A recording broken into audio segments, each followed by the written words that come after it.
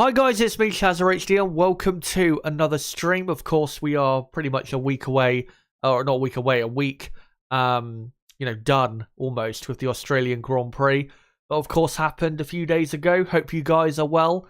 Hope you are having a good, I won't call it a mid-season break, but a season break of sorts right now. Of course, we've got still another 3 weeks to go until the next race in Baku for the Azerbaijan Grand Prix. And yeah, hope you're all doing well no matter what time it is in your part of the world and where you're from. Hope you're all doing well.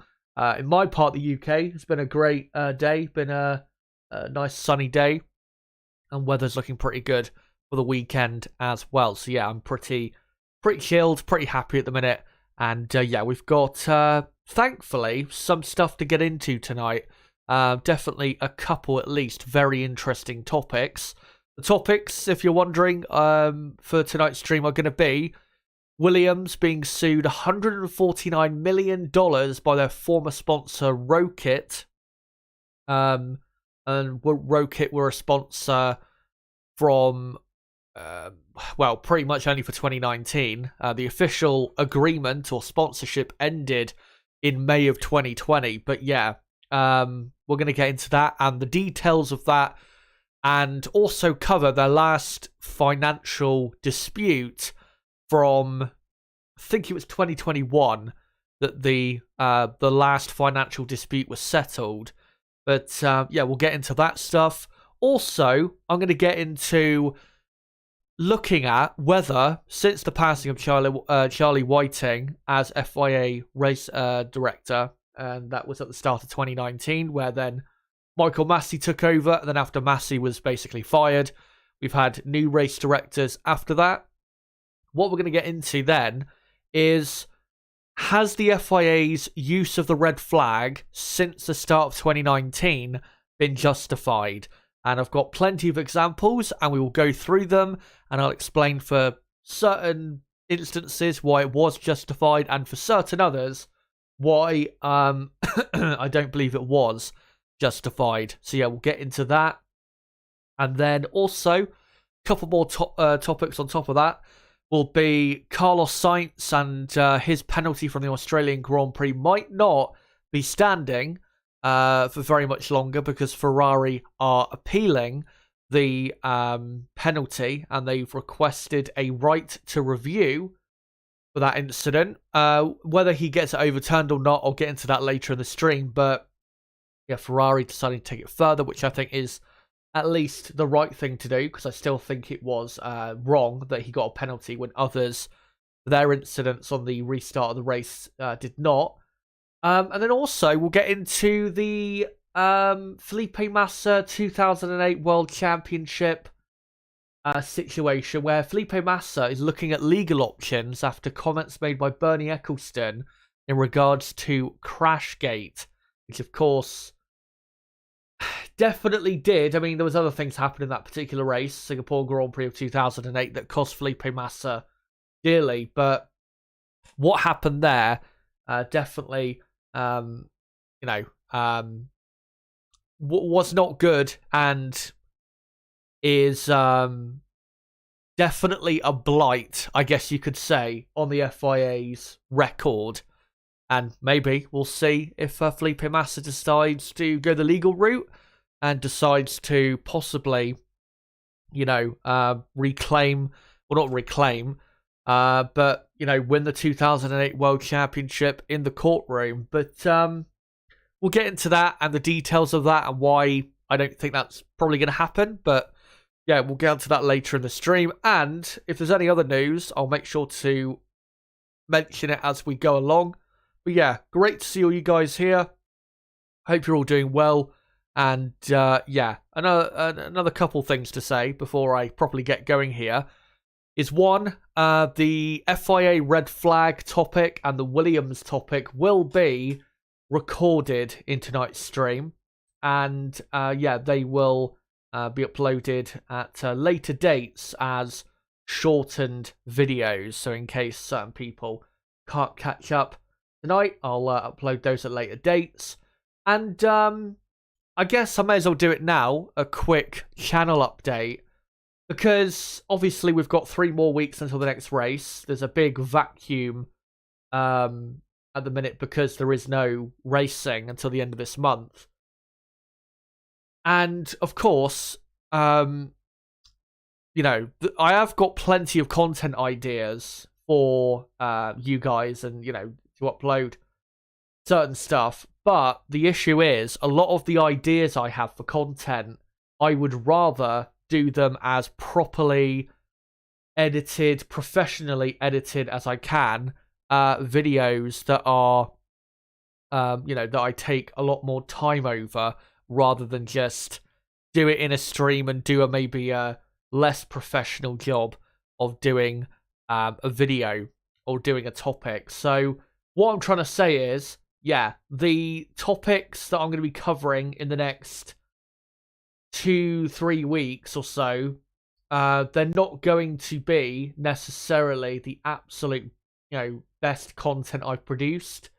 And I'm hoping I will start having the ability very soon to possibly publish professionally edited videos that you guys hopefully will enjoy coming up later this year. Basically, what the situation is the PC I've currently got, the reason I can't go into Adobe Premiere Pro, which is pretty much what everyone uses to edit, I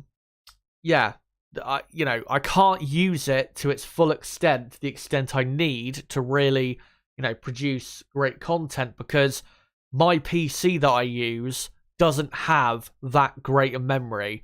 I have 8 gig of memory on this PC, and the PC that I am probably going to be getting in the next maybe 6 weeks, maybe longer than that, is a 32 gig RAM PC. So what I'm trying to say is, once I get that new PC, hopefully sooner rather than later, I will be able to publish, again, better, more professional content that I think you guys may enjoy. And I really hope once I get this new PC, I can, everything on it works so I can get cracking, because I've got so many ideas for videos that I think you guys would enjoy on many drivers, even a couple teams as well. And I think you guys, again, would enjoy the content. But because of the, technical limitations of my PC that I have right now, which I've had for 3.5 years, I just can't edit, again, professional type videos. So yeah, the aim is to get a new PC, and then obviously stream off of that PC, but also do edited videos on it as well. And then hopefully, that'll be better quality videos for you guys in the future. So yeah, just a quick channel update, I guess, for the next 2-3 weeks, where we've got, again, a vacuum, where there's no F1 action, sadly, for us. Because, yeah, the content in the next couple weeks is not going to be maybe the absolute best of what I can produce. So, just letting you guys know about that. And yeah, when I get a new PC, I will let you guys know. And then, of course, hopefully not, a million miles later, I'll be able to start producing properly edited content. Of course, I will continue to do the live streams, do the watch-alongs and the previews and all of that stuff like I normally do. But yeah, just letting you guys know about that. But yeah, 4 topics we're going to get into tonight. And I think one more thing we'll get into before we get started. It's just a quick update in regards to my schedule. For the next 2 pieces of content, the dates for those next 2 streams have changed. So it was originally Wednesday the 12th of April and Thursday the 20th. I've decided to push it back for both to next Friday for the next live stream, Friday the 14th of April, and then the Friday after on the 21st of April for the next 2 live streams after today.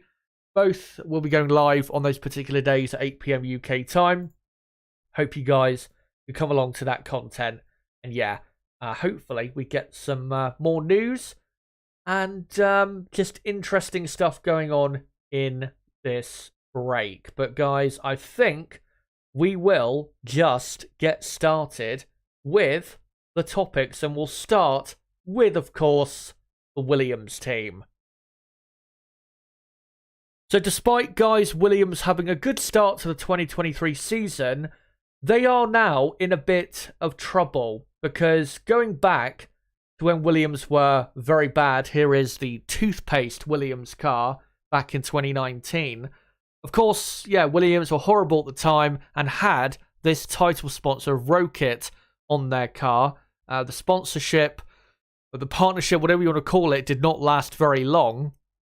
And it has now been revealed in the last few days that Rocket are now suing Williams for $149 million in damages.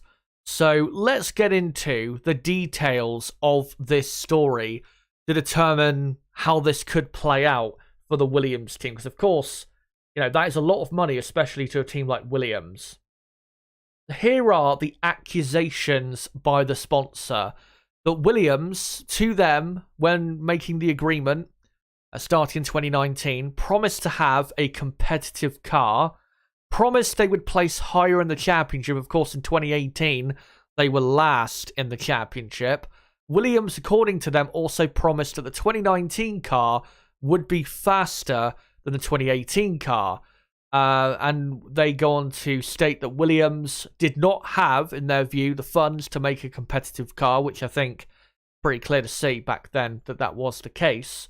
And their claim is that Williams intentionally and fraudulently concealed the fact they did not have the money to develop a competitive car. These are quite strong accusations, but let's get into some of the quotes from the racefans.net article going into, I guess, this case being announced. And I will make sure to include the link to the article in the description of the video. So let's get into some of the quotes here.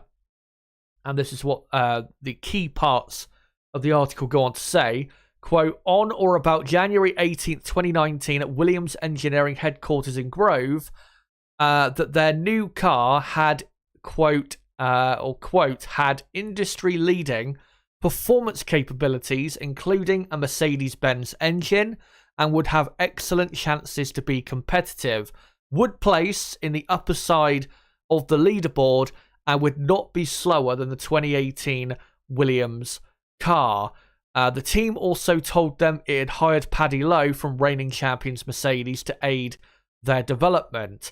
And then it goes on to say, quote, it claims the defendants intentionally and fraudulently concealed the fact that Williams Engineering simply did not have enough money to develop the F1 car, which would be subject to the sponsorship agreements to an industry-leading standard, and therefore defendants knew that the F1 car, which would be subject to the sponsorship agreements, had no chance to be competitive, or at the least place in the upper side of the leaderboard, and actively concealed this fact from the plaintiff's subsidiaries. Not sure I've said that word right. ROK and RMI.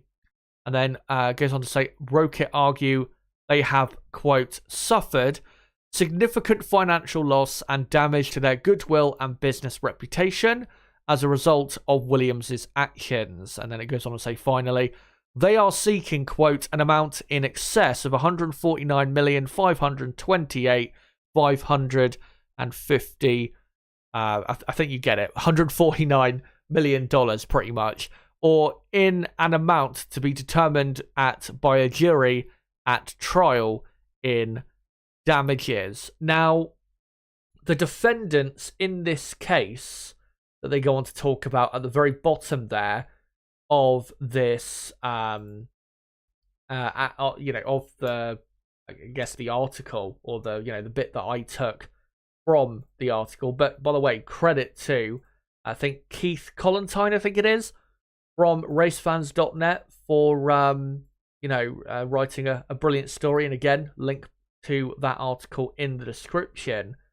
The defendants in this case, I believe, is Claire Williams, obviously the former deputy team principal, as well as Mike O'Driscoll, who was the group CEO, and Doug Lafferty, who was the chief financial officer. I believe that those are the defendants in this case. Of course, this will still affect the Williams team because it still happened, Williams as a business, even though I don't think those three, all of those three obviously are not at the team anymore. But if we go back to the accusations, yeah, quite strong stuff. Them accusing Williams of absolutely promising to be competitive and place higher in the championship and have a faster car. I think they are right that Williams did not have the funds to make a competitive car. But if we go back to this part where it says in the first half of this bit that that Williams told the, I think, representatives of the sponsor that they had, or their new car had industry-leading performance capabilities, including a Mercedes-Benz engine, sorry, and would have excellent chances to be competitive. I mean, that is... I think the issue with this case is, is the exact wording from whoever said this to the representatives from Rokit, because there's a difference between saying we think we will be very competitive and we think we can place higher in the championship and we think we will be quicker than last year's car. There's a difference between saying that and absolutely promising that you 100% will be placing higher in the championship, have a faster car, and be competitive. And for me, that is the key with these accusations is, let's say if Rokit are going to be successful in this case, is they need to somehow prove from, obviously when we get into the, testimonies and stuff like that, they need to try and prove that it was absolutely promised to them that Williams would have a competitive car for the year and would be better basically than they were in 2018 and a decent midfield team. But again, it all comes down to what was the wording that was, given to those representatives on or around, as it said, January 18th, 2019. Because again, like I just said, there is a big difference between saying we think we'll be more competitive and absolutely promising that that will be the situation.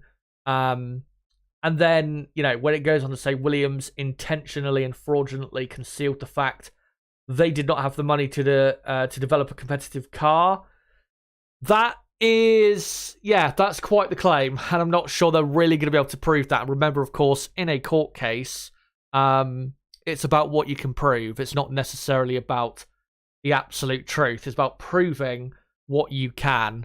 And I'm not sure that is going to be something they're going to be able to do in this case. But Williams and Rokit do have history in terms of financial disputes and just disputes in general. Because, of course, Williams terminated the partnership in May of 2020, only I think it was 6 weeks before the first race in 2020 finally took place at the Red Bull Ring.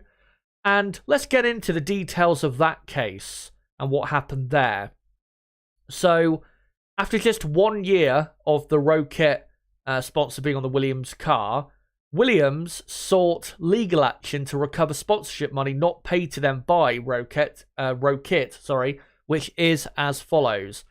Claim of debt from Williams against Rokit for agreements of £18 million. Damages from Williams against Rokit of £6 million. A claim of debt of an oral agreement of £770,000. The oral agreement, I think, just means, obviously, it's an agreement by word of mouth, not actually signed on paper. But, if you go, and I'll supply as well the article going into this dispute from racefans.net as well, so you guys can look at it in more detail. But, basically, after the first season, pretty much, that these two were in partnership, Rokit didn't exactly fulfill on their obligations when it came to the deal itself. Maybe that's because they were upset that Williams, according to them, deliberately concealed the fact they could not make a competitive car and just straight up lied to them. But yeah, that I whether that actually happened or not, I'm not sure, and I don't think any of us can say that for sure. But that is indeed what happened after the first season pretty much had been completed. Rokit were not forthcoming with finances, and also damages of replacing Rokit as a sponsor, £126,000. Show car invoices of £30,000 and branding and rebranding costs of the team with Rokit's logo of £21,000. And eventually, in that case, Williams were awarded, I think, £26.2 million. So Williams were successful in reclaiming the money, but whether Rokit, the reason they decided, or whatever the reason was, they did not fulfill their end of the bargain. If it was because they were upset that Williams, misled them completely, and, as they accused Williams, deliberately led them on to think they would be a good midfield team in 2019, and that's why they decided not to, to do to pay up on their end. I'm not sure, but I still think this case, looking at it, looking at all of the stuff we looked at, and I'll go back to the accusations if I can. There you go, from Rokit against Williams. I wouldn't say this case necessarily has legs, but I don't think this is going to be a slam dunk, thrown out of court type situation. I think this will probably go to court, but I don't think Rokit are going to be probably that successful at all, because again, in a court of law, it's about what you can prove, and proving these accusations is going to be not impossible, but pretty tough. And the chances of Rokit actually being successful are got to be less than 20% at the absolute best, I would say. But let me know, guys, in the comments section, what do you think of all of this? What do you think the result will be? And let's say, for example, Rokit are successful, then what does this mean for Williams? Does this mean they will be financially absolutely screwed? Let me know in the comments section down below. Be interested to hear what you guys have to think. And especially if any of you guys watching have more knowledge of legal stuff, because I will admit my knowledge of legal stuff is not that great, then make sure to post your thoughts in the comments section. Be really interested to hear what you guys have to say. Again, if you have more of a legal background or just have more knowledge in that area as to what could happen with this case. But yeah, guys, until my next video, has been me, ChazzaHD. Goodbye. So there you go, guys. That's the Williams topic. And yeah, let me know in the live chat, what do you think of this whole case? And I'll get to your comments. Not quite yet, because I still want to get through some other stuff before we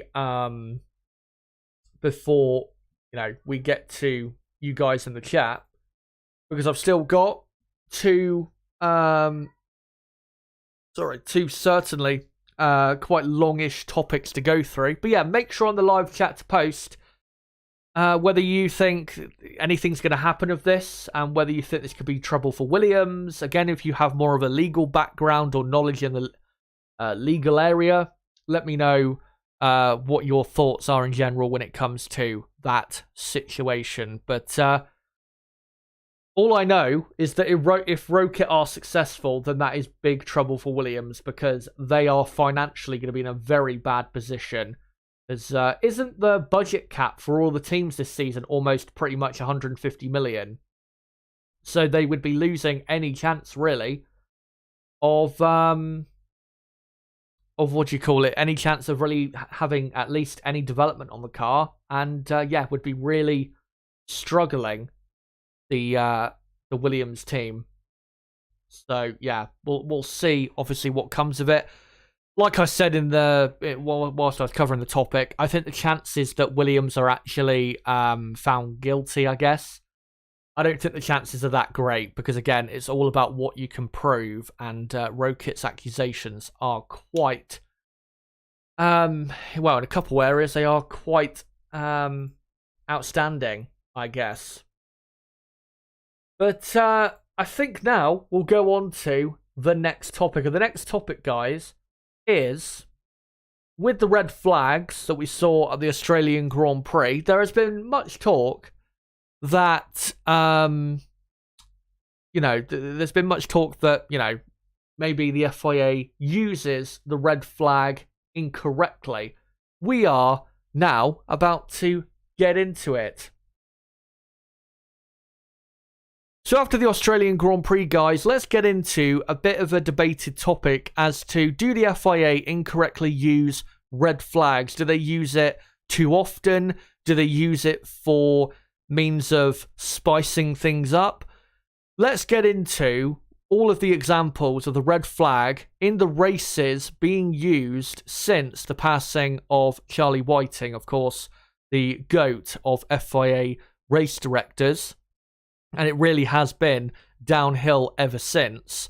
So let's get into whether, again, the red flags used in races since the 2020 Italian Grand Prix, which was the first one in a race after Charlie Whiting had passed away and Michael Masi had took over, let's see whether from then on that it is all justified. So at the 2020 Italian Grand Prix, we had a red flag because Charles Leclerc went in very hard into the barriers on the exit of the final corner, the Parabolica, and damaged the barrier. Now, this area, damaged barriers, is, I guess, I think you'd probably have to say up for debate, because at what point does a barrier become too damaged, I guess you could say, that it needs to be fixed under a red flag? And it is a bit of a, it's not a slam dunk that if, a barrier is damaged, that it should cause a red flag. Because,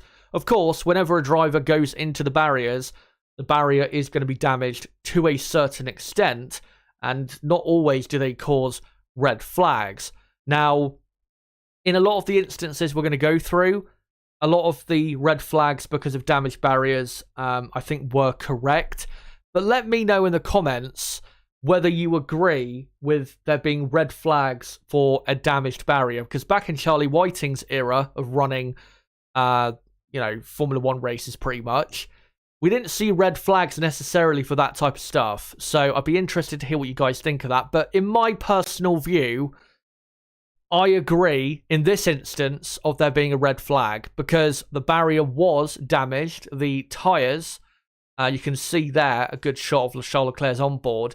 The tyres were now exposed and the barrier was not in good enough quality anymore because of Leclerc's, hitting it, having the crash, to be safe enough for, if another driver ended up in that same part of the barrier. So I think in this instance, the red flag was justified. And just one race later, we got not one but two red flag situations. The first one was completely justified because we had a massive pile up on the pit straight on the restart of the race after a safety car between, 4 or 5 drivers, and it was really a very expensive crash between so many different drivers, as you can see here, an Alfa Romeo of Antonio Giovinazzi, and the McLaren there, I think it was of Carlos Sainz, and even the Haas there of Kevin Magnussen. Many cars out, and because there was so many cars all over the place and debris everywhere blocking the entire track, I think, it was completely justified for that instance. But then we had a second red flag for Lance Stroll's monumental crash later on in the lap, going into the very fast right-hander, I think it was, uphill in the middle sector. And he had a tyre blowout and then went into the barriers. And as you can see there, the front of the tyre barrier came off and left the tyres behind it exposed. And again, in this instance, I think it is absolutely justified to throw a red flag to repair the barriers, because the barriers, of course, are supposed to help, not cause injury to the drivers when they go off the track for whatever reason. So the red flags in this race at Mugello, a crazy race it was, I think were absolutely justified. And then, of course, at the Bahrain Grand Prix, they were justified because Romain Grosjean had the worst accident in Formula One history that did not result in a death. It was absolutely monumental, his accident, as you can see here with this picture. And even, if I can just get it up quickly, this picture showing what happened to the barrier. I still cannot believe that he is still on this planet after this crash. But yeah, the red flag, absolutely justified for incredible damage done to the barrier and very nearly a fatal accident for Romain Grosjean. But then we get to the Emilia-Romagna Grand Prix with Valtteri Bottas and George Russell having an absolutely massive crash on the entry to turn 1. Both drivers out, and there was, as you can see here, lots of debris on the circuit. Now, I do remember at the time people being a bit miffed that this caused eventually a red flag. Initially, the safety car came out, but eventually it was red flagged. I can see why, to a certain extent, why people think that this wasn't quite red flaggable, but with the amount of debris on the track going into turn 1, there was simply no chance for the drivers to negotiate, even behind the safety car, turn 1, without, picking up debris that would have probably caused punctures on the restart of the race. So, yeah, it was absolutely justified, in my view, because of not really the cars off the track, but the debris, all across the track that made it impossible for the drivers still out there to actually, get through it all without picking up a puncture or some sort of damage to their car, which, of course, would make things very unsafe. So, justified that red flag, in my view. But then we go on to the Baku Grand Prix in 2021. Max Verstappen, of course, was leading with, 3 or 4 laps to go, and then had a massive tyre blowout at the end of the pit straight almost, went into the wall and was out of the race. Now, I do not think this red flag was justified. And the reason is because, and this is a great picture to show really, the debris on the track, there was debris on the track, there is no doubt about it, but it was not strewn all across the pit straight to the point where drivers could not find their way past without picking up punctures and serious damage to their cars. And obviously it was red flagged. I believe also another reason was not just because of debris, but also to protect against the risk of further tyre failures. If they had just thrown the safety car out, because there was only, I think, 3 laps of racing left, or 4 laps of racing left, before we got, the restart. If they had just thrown the safety car out, then there wouldn't have been a risk of tyre failures anyway, because behind the safety car, the drivers are not going quick enough that if they suffer a tyre failure, that they're going to have a crash that could result in injury or even worse. So in my view, the red flag in Baku was not justified. And I know people may say, well, it led to a very exciting finish to the race. Of course, we got an amazing end with Lewis Hamilton going for the lead, locking up, and then ended up finishing in like 14th place or something like that in the end. But as I think some of you out there will agree, and here is that iconic picture, I would say, Hamilton getting into the lead and then going deep. As some of you may agree, I do not think that safety cars and red flags should be used to spice things up or make things more entertaining. That is not what they are there for. The red flag is there for if, we have had a massively serious accident, too much debris on the track, damaged barriers, tractors having to come onto the track to recover cars, stuff like that. That's what red flags should be used for. The debris, as you saw from Verstappen's car, it was not strewn across the track to the point where, as you saw with the Bottas and Russell incident, the drivers could not find their way through without picking up damage. They should have just finished it under the safety car. Yes, we got a classic ending to the race. I get that. It was brilliant. But from a sporting perspective, it was not the right thing to do. They should have just ended it under a safety car and left it at that. And of course, the 2021 Abu Dhabi Grand Prix, Lewis Hamilton fans really don't want to, think back to that race when it comes to poor decision making from the FIA race director. But I think we can also look at Baku when it comes to poor decision making from Michael Masi, because again, it should not have been a red flag. It was not red flag worthy in my view. And the argument of, well, it was to have a green flag racing at the end of the race, or to have an exciting end, that is not a justified sporting reason to finish the race, with green flag racing. So, yeah, in my view, Lewis Hamilton definitely was cost, quite a lot of points by not ending the race under the safety car, which I think would have been the right thing to do.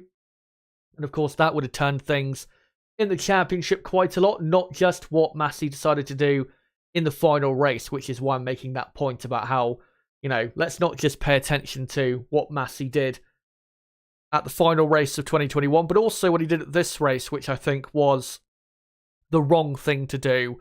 And, of course, I think it was Red Bull's Jonathan Wheatley who told Michael Masi on the radio that he should red flag it, red flag the race. I don't think, if he did take his advice on board and that's what caused him to, red flag the race, of course, we're not going to know. Of course, whether that did have an effect, it's impossible to tell whether that's the reason why he decided to red flag things. But, yeah, I just think the red flag was not justified at all for the Azerbaijan Grand Prix. And I think it should not have been used to spice things up, maybe in the way that you could argue it was. Next up, we have the British Grand Prix, red flag at that race at the end of lap 1 for the accident between Lewis Hamilton and Max Verstappen. This was justified because Verstappen, I think, was injured. I think he was. Not massively, but was injured to a certain extent. And also, as you can see, the barrier was damaged as well. So, red flag there was absolutely justified. Then, at the Hungarian Grand Prix, it's a bit difficult to say with this one whether the red flag here was justified. Because, yeah, we had lots of cars out of the race on the first lap. We had a lot of debris out there, but I don't think it was enough debris to, make things, or make the track impossible to drive.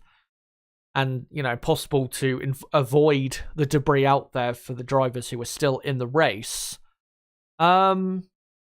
Yeah, it's difficult with this race to say whether the red flag was justified, because thinking back, I can't remember whether there were cars that were dangerously parked in certain places that had to be recovered by a recovery vehicle or a tractor, something like that, that, maybe you could argue could cause the red flag to come out. So yeah, it's hard to say with this one. I'm kind of leaning no, it was not justified. But again, I'd probably have to go back and watch that race on the first lap or two more intently to know, were the cars that retired, were they at parts of the track where you would not want a tractor or a recovery vehicle coming back or coming onto the track to recover that broken down car. So, yeah, maybe a bit of a 50-50 that one. Let me know in the comments whether you think it was justified or not. Of course, for Spa, it was just too wet. There's nothing I think anyone could have done that day. Yeah, it was very disappointing. It was a very long wait, but I don't think we could have gone racing that day. It was just way too wet to go racing. And, yeah, very sad we didn't get a race that day, because who knows what exciting action we could have got. And then the final red flag situations of the season were in Saudi Arabia. The second one was here with the accident on the restart of the race after the first red flag. where we had Perez out of the race, Mazepin out of the race as well, George Russell out of the race for an accident on the exit of turn 2 going into turn 3. In this instance, I would say justified because you had 2 cars pretty much broken down on the track that couldn't be recovered safely by a recovery vehicle. And also there was quite a bit of debris strewn across the track. So I think in that case, it was justified. But if we go to this one, this was the first, what caused the first red flag, Mick Schumacher's car in the barrier at turn 20 or 22. I can't remember exactly the corner at the Jeddah circuit. If you look at the barrier, which is what caused the race to be red flagged for a damaged barrier, was it really that damaged? Not sure it was. And I think I remember at the time, because I did a race watch along for that Grand Prix, I'm pretty sure at the time I said it wasn't justified and that the barrier did not look bad enough for it to be a red flag situation. So yeah, not sure it was quite justified in this case, but yeah, the second one, go back to that, absolutely was justified in that case. Now, let's move on to 2022, the post-Michael Massey era. The first one of 2022, Mick Schumacher here in the barriers in Monaco absolutely justified his car. As you can see, fallen apart after a massive crash, and the barriers quite a bit more damage than it was when he crashed Mick in Saudi Arabia at the end of 2021. The British Grand Prix absolutely justified because Zhou was not only he wasn't in the barriers, he was over the barriers and actually next to or leaning on the fence right next to the fans and was in a precarious situation. So yeah, absolutely justified. And remember, of course, there were fans on the track. What was it, like 30, 45 seconds after the start of the race, there were fans on the track. So, yeah, it was absolutely justified for there to be a red flag at the start of that particular Grand Prix. And the final one of 2022 was the Japanese Grand Prix, of course, because of too much rain. They did start the race and did one lap, and then, yeah, obviously it became too wet, and thankfully nobody got hurt that day in what was pretty tough conditions for all of the drivers and teams. Now, let's go to the Australian Grand Prix, because of course we had 3 red flags in total. The first one here is for Alex Albon and the Williams. Now, the reason I think this is justified is, 1, the gravel on the track. You know, it is a dangerous substance, I guess you could call it, that's on the track that needs to be cleared. It can cause the cars, to spin off and can be dangerous for people around as well. So, yeah, I think absolutely it was justified with that case. But also, Alex Albon's car could not be recovered safely. It could not be recovered from a safe spot by a tractor or a recovery vehicle. And it had to pretty much come onto the track or very close to the track to get Albon's Williams out of the way. And in those instances where the recovery vehicles have to come out either very close to the track or on the track to recover a car, then it has to be red flagged. It absolutely has to be.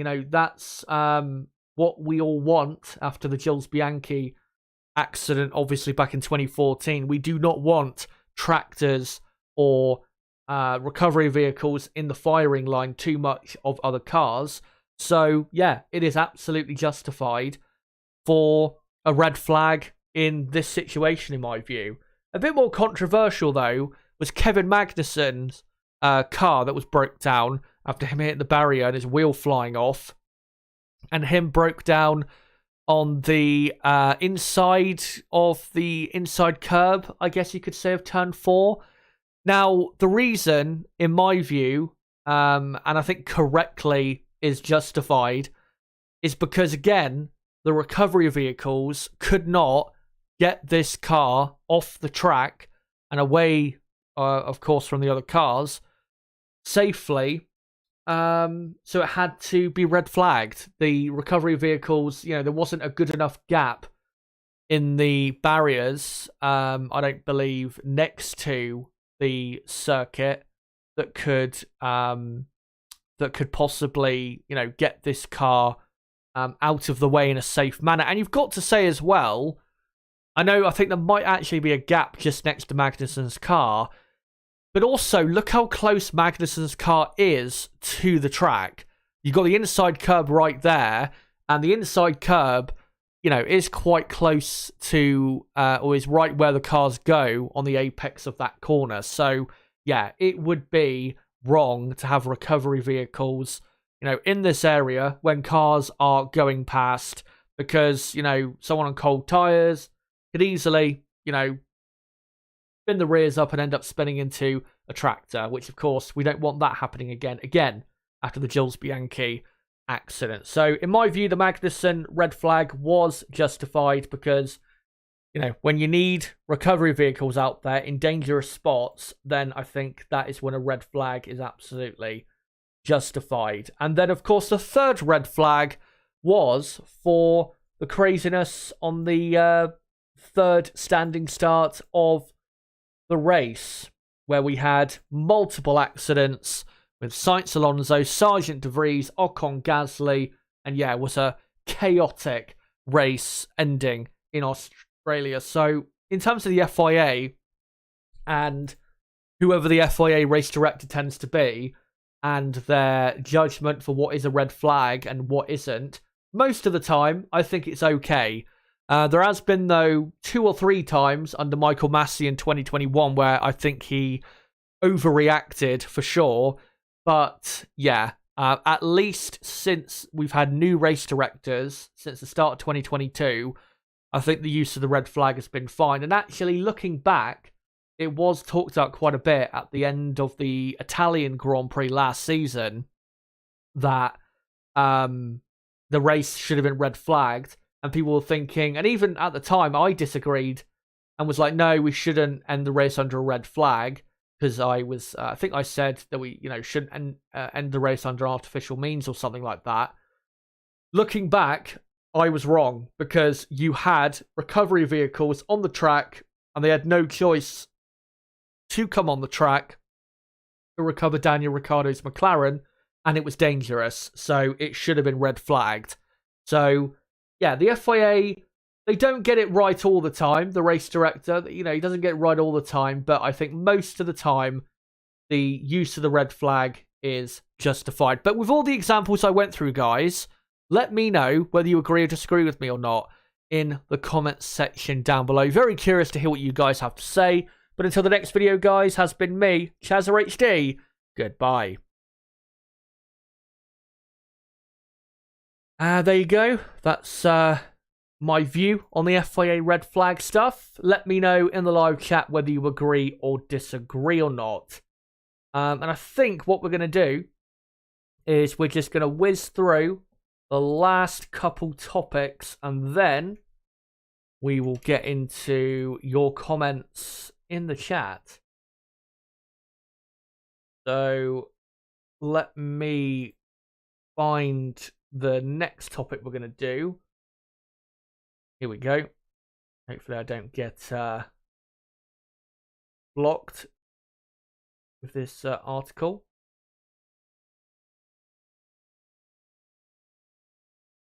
Here we go. So let me just get it up on screen quick. You can see here, and this is Autosport, Ferrari requests right review over Sainz Australian Grand Prix penalty. And yeah, obviously I disagree with why the penalty was given.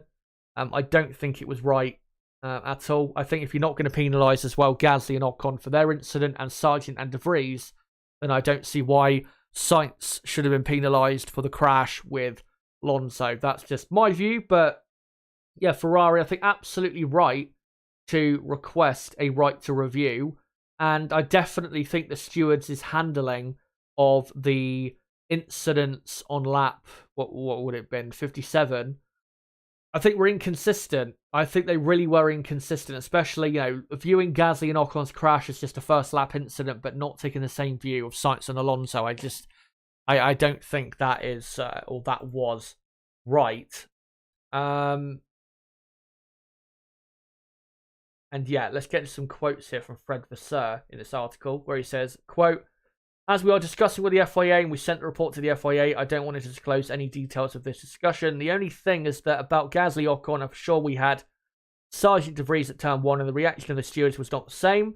I want to avoid making any comment. And then they go on to say the review process last used in F1 was Aston Martin in Saudi Arabia to appeal Alonso's penalty. And then they make sure to point out, importantly, that firstly, the stewards have to decide whether there is a case to be answered. And specifically, and this is the most important bit, guys, if there is a, quote, significant and relevant new element. Yeah, that's quite a mouthful, isn't it? And if they decide to proceed, they then make a decision based on that new evidence. And then Fred goes on to say the process is that they will have a look on our petition to see if they can reopen the case. Then we'll have a second hearing a bit later with the same stewards or the stewards of the next meeting about the decision itself. What we can expect is at least to have an open discussion with them, and also for the good of the sport to avoid this kind of decision when you have 3 cases on the same corner and not the same decision, which, yeah, is for me bang on. With, you know, what he's saying there, because very inconsistent what the FIA, very, very inconsistent what the FIA rulings were on all that stuff going on the restart. And let's get into the final topic quickly. Of course, we'll see. Probably, I would imagine we won't get a decision on the right to review probably until just before the Azerbaijan Grand Prix weekend. So probably going to have to wait another 2.5 weeks, guys, to be honest, for anything on that.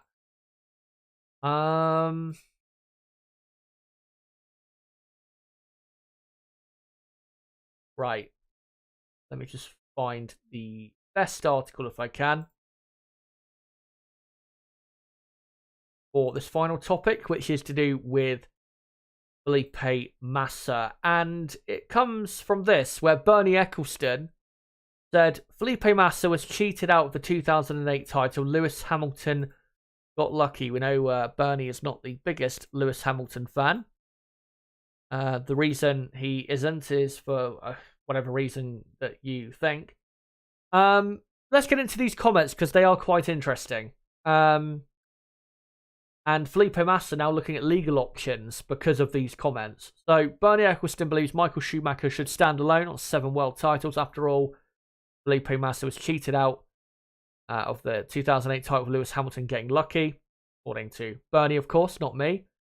And yeah, it goes on to say, Ecclestone and then FIA President Max Mosley were made aware of the allegation that year already, but it didn't come to light until the following season.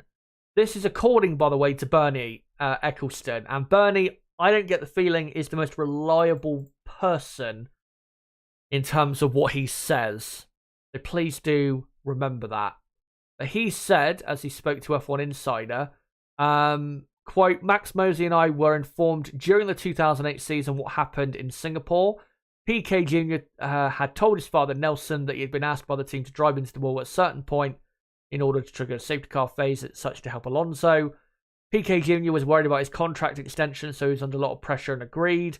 We decided not to do anything for now. We wanted to protect the sport and save it from a huge scandal. That's why I used angelic tongues to persuade my former driver, Nelson Piquet, to keep calm for the time being. Of course, as you can see later in the article, eventually it came to light in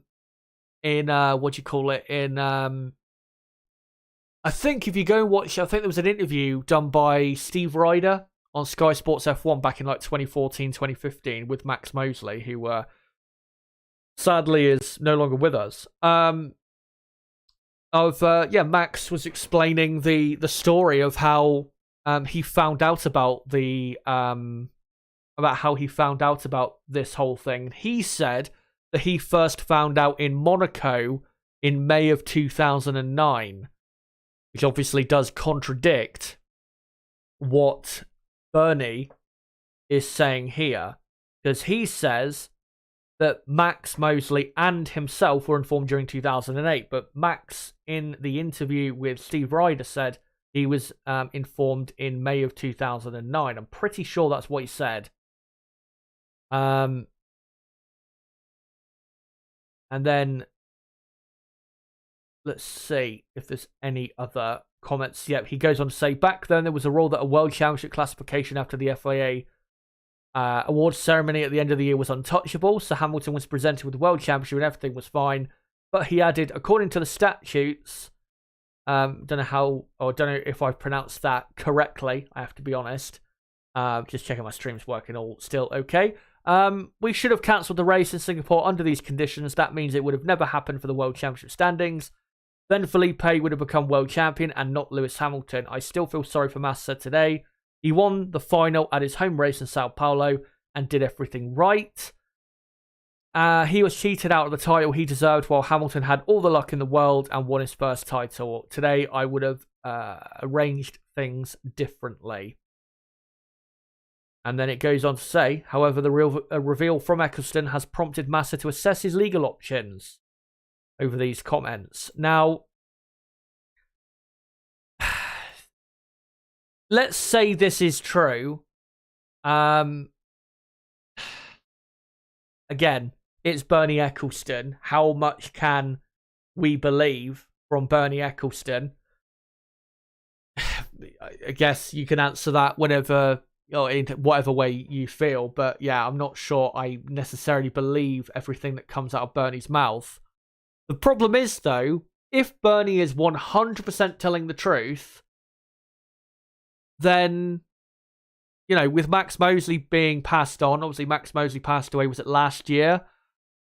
Then, from Felipe Massa's point of view, there's no way, really, of getting it overturned. Because, there's not that, what do they call it? Something witness to what Bernie was saying.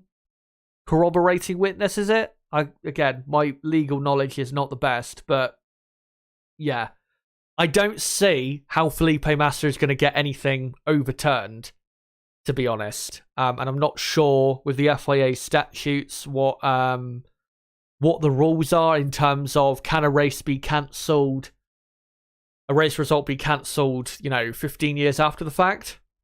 Again, I'm not sure whether, I'm not sure on all of that stuff, but because Max Mosley, most importantly, because Max Mosley is no longer with us, I think that's the biggest blow to whether Felipe Massa could go the legal route. Because if Bernie said this, and then let's say Max Mosley, confirmed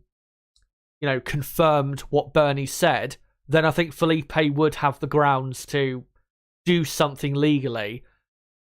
But again, two reasons why I don't think this will go anywhere is because, one, Max Mosley is dead, and secondly, Max Mosley said something different when interviewed about it back in 2014 or 2015 by Steve Ryder on Sky Sports F1.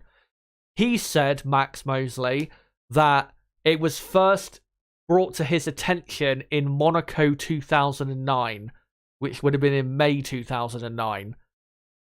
And again, Bernie obviously saying that Max and himself were noted or notified during 2008. So I don't think there's any case here, unfortunately, for Massa. But whether, whether you think Felipe Massa, looking back, should he have been given the championship? Should have the Singapore Grand Prix been cancelled? Should the people in the know have blown the whistle, essentially, on what was going on? Have, should they have done that? Not even should they have done that. Of course they should have done that. But, had they have done that, do you think that the race should have been cancelled? And obviously that would have gifted Massa the championship. Let me know in the chat. But I am going to come to you guys now and see what you guys have to say. But yeah, I don't think Felipe Massa, unfortunately, has really a case. But anyway, let's read out your comments. Great to see you all.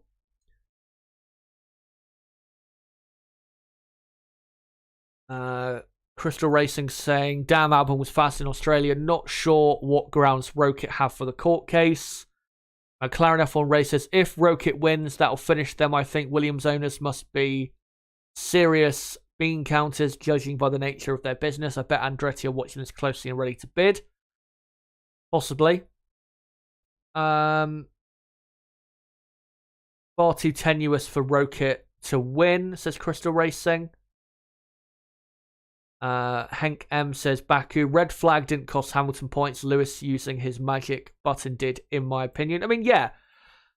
In the end, it did. Him using the wrong button for his brakes and that causing him to go deep at turn 1. Yeah, it was what cost him, but whether the race should have restarted in the first place is a worthy thing to talk about, and I think I don't think it should have. I think they should have just finished under a safety car, and if they were worried about, debris on the pit straight, then they should have just took the cars through the pit lane, in my view, for that particular race.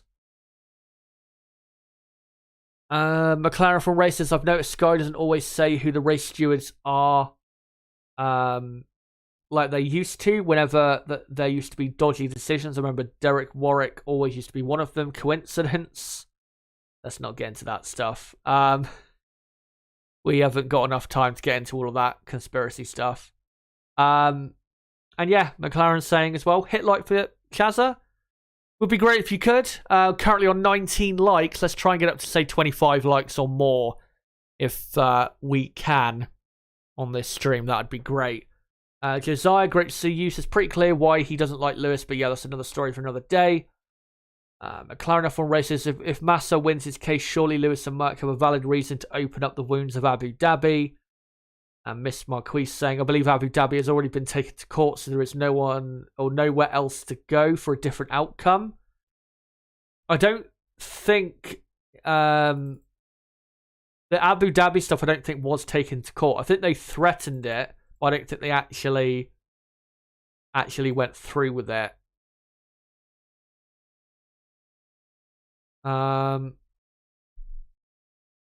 Josiah saying, Bernie just can't stand that someone of colour is the GOAT. He always had it in for Lewis, and in fact, the things that he said about Lewis is the reason he's not welcome in the paddock anymore. Scott Dorrow says, Baku was flagged due to Max's tyre blowing out. I believe justified. As I said, though, if you finish under a safety car, the chances of a tyre blowing out are very, very, very slim at that point. So, yeah, I think they should have just ended it under a safety car. And I don't think, because it also has been debated to a degree in the last few days of, should we always finish a race under green flag racing? I don't think we should always. I think it should finish how it's supposed to finish, whether it's a safety car or a red flag. It should finish how it's supposed to. Sometimes the best races of all time have finished under a safety car or been red flagged and we haven't seen all of the laps completed. So, yeah, that's my view on the situation, but you can have yours, of course. And I think those are all the comments in the chat. And I think, guys, because I've been live for just over an hour, I think I'll, come to the end of this stream. Quick reminder, though, of the next 2 live streams on the channel. Next Friday I'll be live, Friday the 14th of April at 8 PM UK time. Topic to be confirmed for that, and the topic to be confirmed, of course, for the next stream. After that, on Friday the 21st of April, live again at 8 PM UK time. And it would be great if you guys, if you are new to the channel, could subscribe for more content like this. Of course, when we get to Baku, plenty of F1 content will be coming after that race, because then I think from the Azerbaijan Grand Prix at the end of April until the Spanish Grand Prix, we have 5 races in 6 weeks. So once we get to Baku, guys, things are going to start flying on the channel with content for all of the races and stuff. So yeah, can't wait to get to all of that. And yeah, don't forget to subscribe. Don't forget as well, before you go, to smash the like button and share this video and channel everywhere you can. And don't forget to follow me on Twitter at ChazHD5 and join my Discord server, link below in the description. And also, make sure in the description of this stream, make sure to go and check out my video that I did on Monday about Carlos Sainz's penalty in Australia and why I believe it was unfair. Again, link below in the description for that video, so make sure to go and watch that video if you have not already. But guys, until my next stream on next Friday, there will, remember, be 2 pieces of content coming out in between today and that stream next Friday. 2 of the videos I've recorded from this stream. So yeah, until those videos and until my next stream next Friday, same time, 8 PM UK time, it's been me, ChazzaHD. Goodbye.